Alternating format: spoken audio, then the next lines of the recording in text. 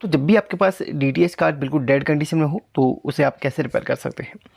कुछ कुछ basic faults हैं जिन्हें हम आसानी से रिपेयर कर सकते हैं। यहाँ पर सबसे पहले मैं चेक करवा के आपको दिखा देता हूँ कि इसमें क्या प्रॉब्लम आ रहा है। डिस्प्ले को लगा लिया है और मैं सप्लाई की जगह यहाँ पर बैटरी का इस्तेमाल करूँगा क्योंकि ये 3.3 वोल्ट से हमारा ऑन हो जाता है। यहाँ पर जो लास्ट पिन है उसके बगल में की पिन है, ये 3.3 वोल्ट और ग्राउंड की होती है। यहाँ पर इस कैपेसिटर के जस्ट बगल ये वाली पिन 3.3 वोल्ट की, इसके बगल वाली ग्राउंड की। तो यहाँ पर देखिए रेड वाली वायर यानी कि पॉजिटिव वाली वायर हमारी इस तरफ लग जाएगी और ग्राउंड की इसके जस्ट बगल में लग जाएगी। यहाँ पर देखिए डिस्प्ले में कुछ भी लिखा हुआ नहीं आ रहा है। तो इसका रिपेयर कैसे करना है, चलिए मैं आपको इस तरीके से लगा हुआ छोड़ दीजिए और आप यहाँ पर जो ऐसी लगी हुई है उनको चेक कीजिए, कोई ऐसी हीट नहीं होनी चाहिए। हाँ, यहाँ पर 8 लिखा हुआ आ गया है तो इसका मतलब है कुछ ना कुछ फॉल्ट जिसका सॉल्यूशन हम आसानी से कर सकते हैं। देखिए 8 लिखा हुआ यहाँ पर अचानक से आया हुआ है, इसका मतलब कुछ ना कुछ फॉल्ट यहाँ से बन के आ रहा है। 8 9 देखिए 9 लिखा हुआ आ गया। चलिए सबसे पहले इसका वोल्टेज चेक करें। जो रेगुलेटर लगा हुआ है ना, इस रेगुलेटर में आपने वोल्टेज चेक करना है। इसको DC 20 पे सेट कर लीजिए और इसको आप इसके ग्राउंड से अटैच कर लीजिए। ये वाला ग्राउंड का भी रहता है, इसी में आप अटैच कीजिए और उसके बाद रेगुलेटर के बीच की पिन में आप इस तरीके से रेड प्रोब को लगाएंगे तो वहाँ पर आपको 1.78 के समथिंग वोल्टेज मिलना चाहिए। नहीं मिलता है तो आप रेगुलेटर को चेंज कीजिए क्योंकि ये रेगुलेटर आपका 3 वोल्ट से रेगुलेट होकर 1.8 वोल्ट आउटपुट करता है। इससे हमारे कार्ड को ऑन होने में हेल्प मिलती है। चलिए ये तो रेगुलेटर का काम हो गया, रेगुलेटर बिल्कुल एक्यूरेट वोल्टेज आउटपुट कर रहा है। अब जो प्रॉब्लम है, दूसरा प्रॉब्लम है यहाँ पर मेमोरी IC का। ये वाली मेमोरी IC क्रिस्टल के जस्ट नीचे ये वाली IC, इस IC के जस्ट यहाँ पे ये IC लगी रहती है मेमोरी IC। इस IC के फेल हो जाने की वजह से आपका सेट टॉप बॉक्स का कार्ड ऑन नहीं हो पाता है। मेमोरी IC के अंदर मेमोरीज रहती हैं, अगर वो मेमोरी IC क्रैश हो जाती है तो सेट टॉप बॉक्स में या तो ऑन लिखा हुआ आता है और वो बंद नहीं होता, या फिर वो हैंग हो जाता है, या फिर 8 9 इस तरीके से लिखा हुआ आ सकता है, या फिर बिल्कुल डेड पड़ जाता है। ये मेमोरी IC के ख़राब होने के संकेत हैं।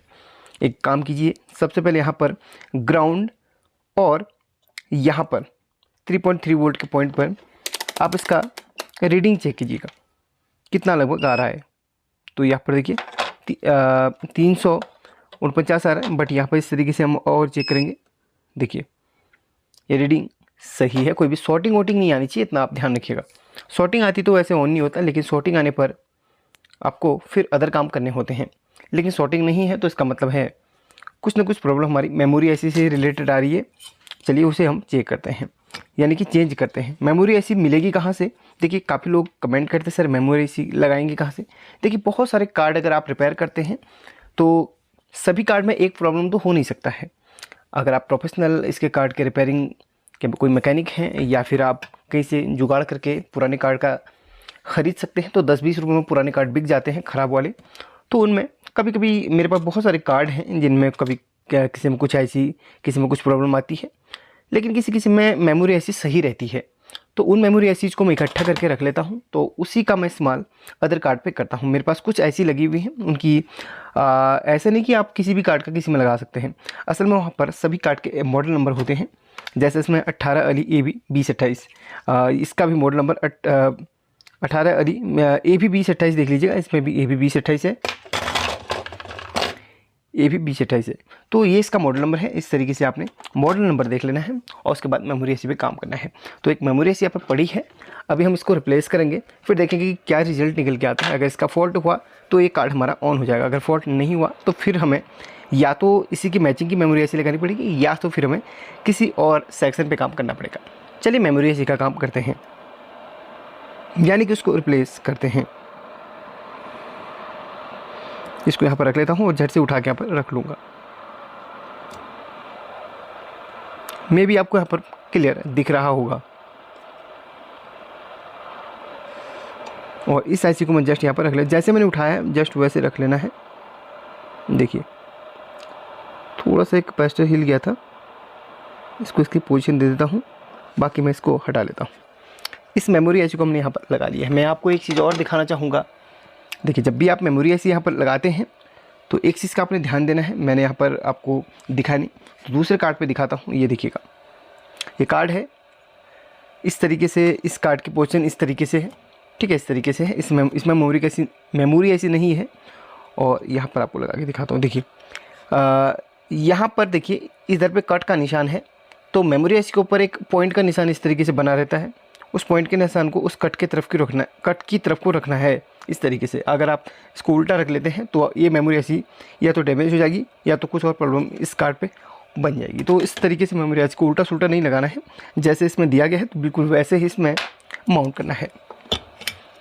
इस कार्ड को थोड़ा सा ठंडा होने के लिए मैं छोड़ देता हूँ, फिर मैं आपको दिखाता हूँ ये कार्ड रिपेयर हुआ या फिर नहीं। अगर रिपेयर नहीं हुआ होगा तो फिर मैं इसमें दूसरा काम करूँगा, अगर रिपेयर हो गया होगा तो वीडियो को एंड कर दूँगा। चलिए वेट करते हैं इसके ठंडा होने का। लगभग 1 मिनट हो चुका है और ये ठंडा भी हो गया होगा। अब यहाँ पर डिस्प्ले को कनेक्ट करता हूँ और देखिए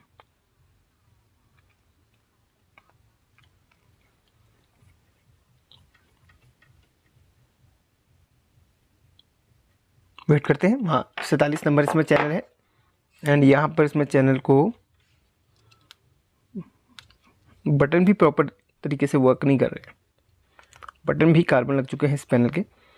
तो देखिए कितनी आसान तरीके से हमने इसे रिपेयर कर लिया है। तो अब इस वीडियो को एक छोटा सा लाइक आपकी तरफ से मिलना चाहिए और एक प्यारा सा कमेंट ज़रूर होना चाहिए, क्योंकि यहाँ पर आपको हम हमेशा कुछ ना कुछ नए तरीके से सिखाते रहते हैं, तो आपकी तरफ से भी कुछ फीडबैक हमें मिलना चाहिए। अगर आप सीख गए हैं तो कमेंट कीजिएगा, नहीं सीखे हैं तो मैं आपको और भी दूसरा मेथड बताऊँगा।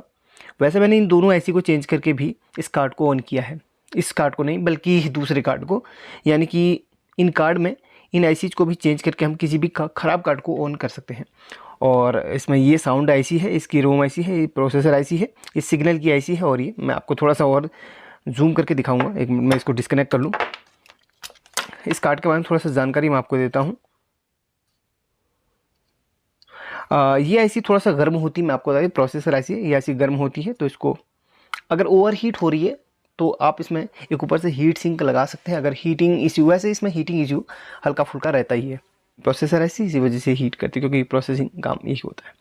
अब सभी ऐसी के बारे में थोड़ा सा होता है। ये रेगुलेटर है जो 3.3 वोल्ट को रेगुलेट करके 1.8 वोल्ट आउटपुट करता है। ये इसकी रोम आईसी है, ये इसके प्रोसेसर आईसी है, ये इसकी साउंड आईसी है।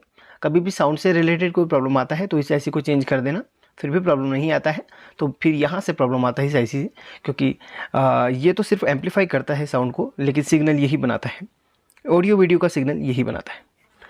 बाकी वीडियो से रिलेटेड कोई प्रॉब्लम आता है तो फिर आपका यही आईसी का प्रॉब्लम ज़्यादातर देखने के लिए मिलता है। और ऑडियो का इससे अगर ये भी सही है तो फिर आप इससे काम कर सकते हैं। तो ये ऑडियो आईसी है, ये मेन प्रोसेसर आईसी है, ये मेमोरी आईसी है और ये सिग्नल आईसी है। मैंने सिग्नल आईसी को भी चेंज करने का वीडियो बनाया है, उसको भी मैं आपको इसका लिंक ज़रूर दूंगा। और बाकी इन दोनों आईसी का भी रिप्लेसमेंट का वीडियो ज़रूर दूंगा। मेमोरी आईसी से रिलेटेड आपको यहाँ पर बता ही दिया है। बाकी रेगुलेटर से रिलेटेड वीडियो मैंने कुछ दिन पहले बनाया था। लगभग सभी टॉपिक पर अब हमारे चैनल पर वीडियो कंप्लीट हो चुके हैं।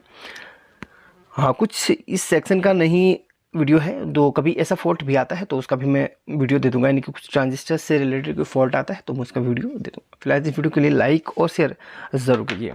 Thank you so much.